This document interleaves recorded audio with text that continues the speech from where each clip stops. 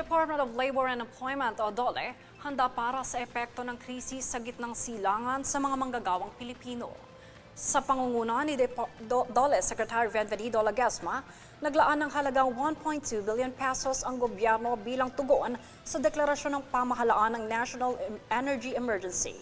Gagamitin ang nasabing halaga para sa sektor ng paggawa, kung saan ito ay mapupunta sa tulong pangkabuhayan for disadvantaged displaced workers o TUPAD at para sa DOLE Integrated Livelihood Program o DILP. Upang mapangalagaan ang sektor ng paggawa, nakahanda ang Department of Labor and Employment sa pangunguna ni Secretary Bienvenido Laguesma ng 1.2 billion pesos bilang tugon sa deklarasyon ng National Energy Emergency.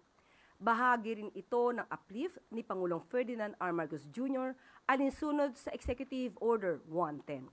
Gagamitin ang budget sa dalawang flagship social protection project ng DOLE, ang tulong pangkabuhayan sa ating disadvantaged, displaced workers o TUPAD at ang DOLE Integrated Livelihood Program o DILP.